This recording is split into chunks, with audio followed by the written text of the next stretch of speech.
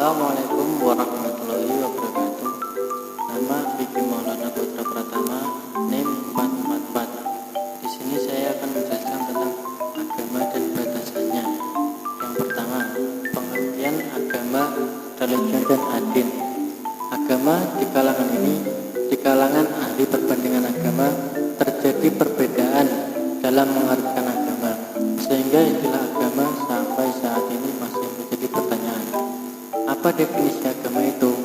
Ternyata untuk menjawabnya secara komparatif terlalu sulit, karena belum ada rumusan pengertian yang dapat diterima oleh setiap orang dan setiap golongan.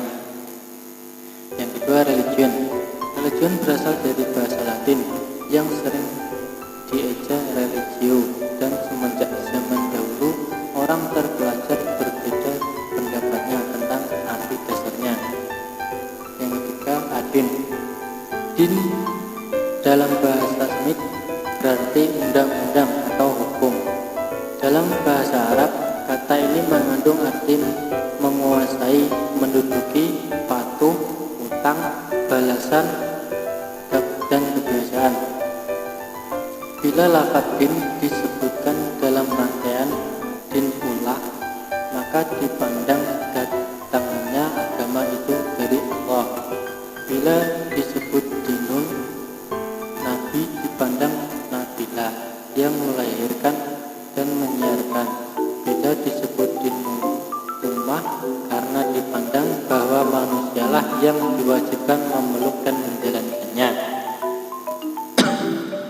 Yang kedua, perbandingan agama, adin dan religion.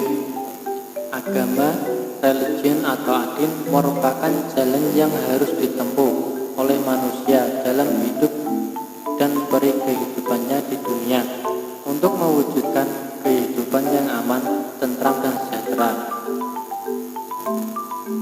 Agama sebagai jalan hidup tersebut berupa aturan-aturan, nilai-nilai dan norma-norma yang mengatur kehidupan manusia yang diyakini sebagai sumber kehidupan manusia, yang dianggap sebagai kekuatan yang mutlak, gaib dan suci. Yang ketiga, batasan dan unsur-unsur dalam agama. Yang pertama ada emosi keagamaan yang menyebabkan manusia menjadi religius. 2. Sistem kepercayaan yang mengandung keyakinan serta bayang-bayangan manusia tentang sifat Tuhan serta tentang wujud dari alam gaib atau supernatural. Selanjutnya yang keempat, perkembangan pemikiran beragama. Sejak awal manusia berbudaya, agama dan kehidupan beragama tersebut telah merajalela.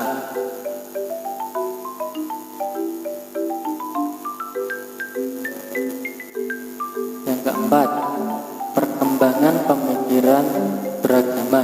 Sejak awal manusia berbudaya, agama dan kehidupan beragama tersebut telah menggejala dalam kehidupan, bahkan memberikan corak dan bentuk dari semua perilaku budayanya. Agama dan perilaku keagamaan tumbuh dan berkembang dari adanya rasa ketergantungan manusia terhadap kekuatan gaib yang mereka rasakan sebagai sumber kehidupan mereka. Makna yang kelima, makna agama bagi manusia. Dari masa ke masa, manusia manapun tidak akan dapat melepaskan diri dari agama. Orang melihat agama yang ada di dunia ini secara menyeluruh akan mendapatkan paham dalam bentuk yang sangat rumit. Sejak dahulu hingga sekarang, bentuk-bentuk implementasi keyakinan beragama terus berkembang.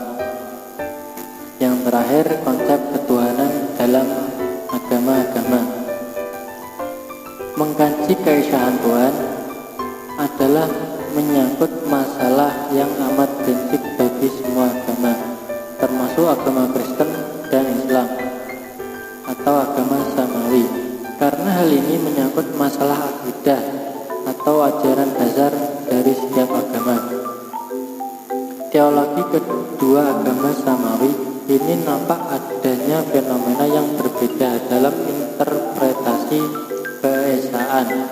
Dari pihak Kristen berkeyakinan bahwa yang dimaksud Esa adalah satu yang terdiri dari 3 oknum pribadi, yakni Allah, Allah Bapa, Allah Anak, dan Roh Kudus, atau Trinitas.